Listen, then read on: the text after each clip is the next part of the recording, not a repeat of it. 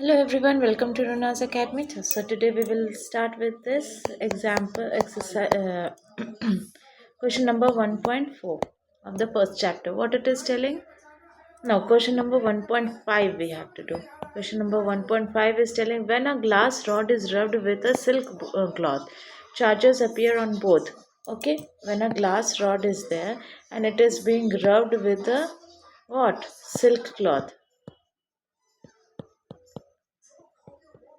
Okay, silk cloth, and this is the glass rod. What will happen?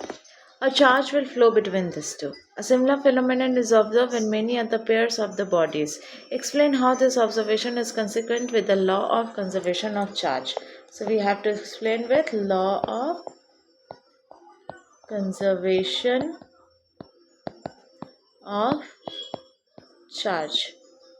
Okay, so when this glass rod is being rubbed with the silk cloth, क्या होता है जब ये दोनों एक दूसरे से रब किए जाते हैं, ठीक है, यहाँ पे रबिंग हो रहा है, रब हो रहा है, तो इसमें सारे में पॉजिटिव चार्जेस अपीयर होते हैं और ये सब में नेगेटिवली चार्ज अपीयर होते हैं, ठीक है। तो कभी भी कोई भी दो ऑब्जेक्ट कभी भी वो लोग रब करते हैं तो दोनों में एक चार्ज प्रोड्यूस होता है, ठीक है। One of the best example is glass rod और सिल्क क्लॉथ। अब इसमें क्या होता है, हम लोग देखेंगे law of conservation of charge के थ्रू।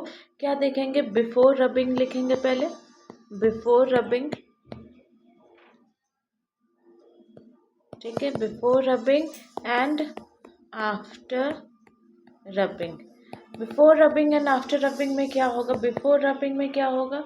कोई चार्जेस नहीं रहेगा, दोनों के दोनों वैसे के वैसे ही रहेगा, न्यूट्रल पोजीशन में रहेगा, तो हम लोग लिखेंगे net charge will be equal to zero. Okay, अब आफ्टर रबिंग में क्या होगा? ग्लास रॉड में इसमें क्या होगा? इसमें पॉजिटिव क्यू चार्ज रिप्रेजेंट होगा और इसमें नेगेटिव क्यू चार्ज रिप्रेजेंट होगा, तो टोटल चार्जेस दोनों का क्या होगा? Positive Q minus negative Q, जो ज़ीरो होगा। तो इसमें भी हम लोग कह सकते हैं कि नेट चार्ज मेरा क्या होगा? ज़ीरो होगा।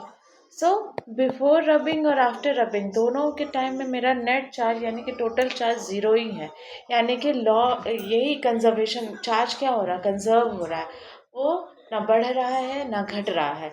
इसी को हम लोग क्या कहेंगे? Law of conservation of charge. So this only you have to write in a numeric theory form. इसको थ्योरी फॉर्म में ऐसे करके रिप्रेजेंट करके फोटो डायग्राम वगैरह बना के इसको लिखना है, ठीक है। I hope that you are able to understand this question. Now we will proceed with the further question 1.6 in our next video. Thank you everyone.